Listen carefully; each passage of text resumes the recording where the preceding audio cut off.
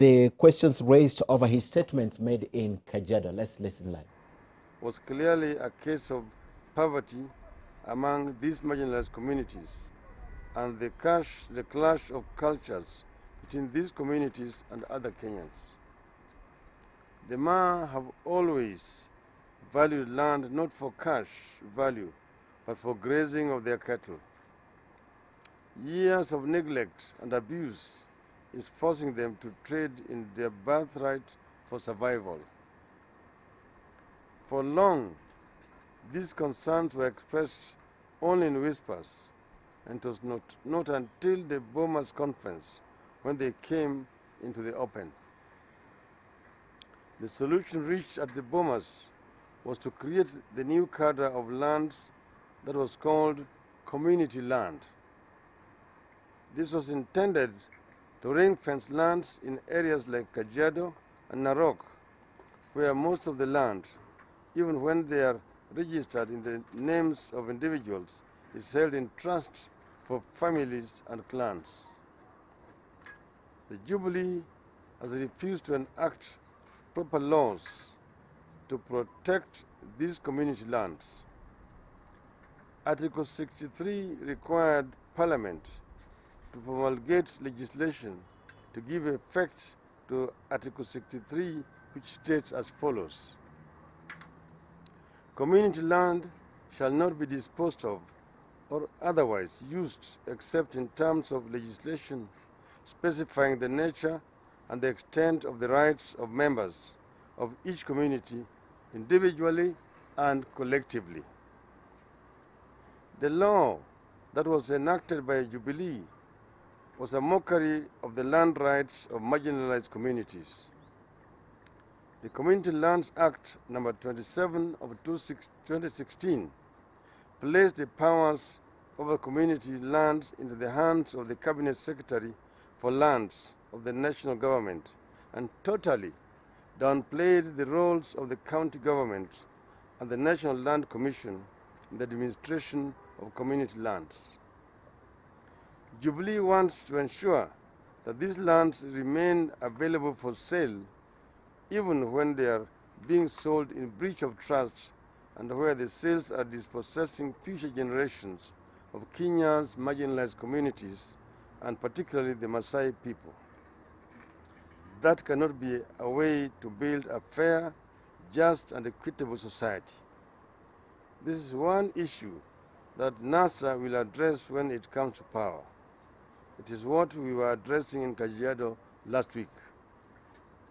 The National Land Policy, which provided the jurisprudence and framework for the chapter on land in the Constitution, and which addresses the issues of historical land injustices perpetrated against the communities in the Rift Valley, coasts, and Central Province, and the challenges facing marginalized and indigenous communities, set up the roadmap for resolving the land issue in these areas.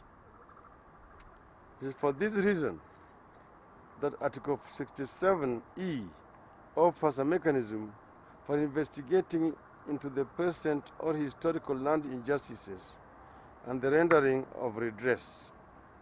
Unless the Constitution is amended, the land question cannot be wished away.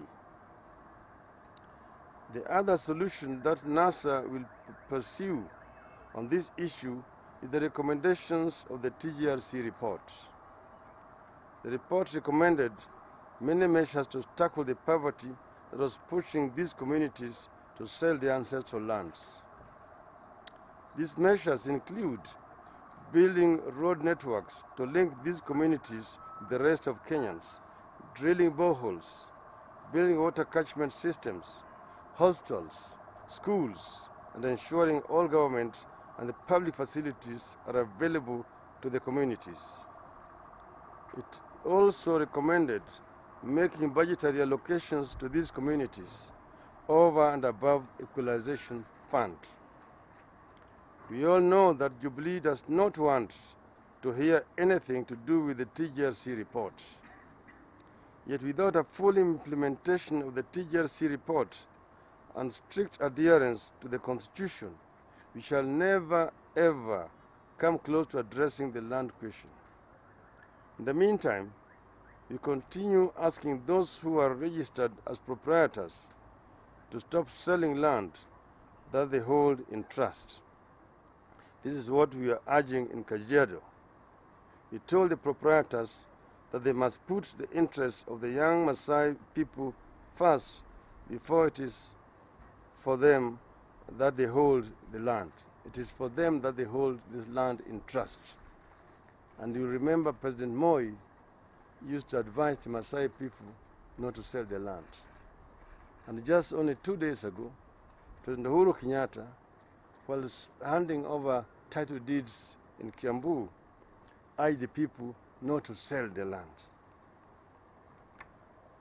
When proper laws are in place, then there will be a proper framework for commercial transactions in community lands. That is what the new constitution is intended, and that is what NASA is promising to achieve. Jubilee is sensationalizing the comments made in Kajiado, firstly because they have messed up the land chapters of the Constitution, and secondly because scaremongering is the only campaign tool they are left with. NASA will not allow the key pillars of the Constitution, namely devolution and land, to be compromised or eroded just because Jubilee does not want to face the reality of its legacy of failure and betrayal. End of statement. Thank you.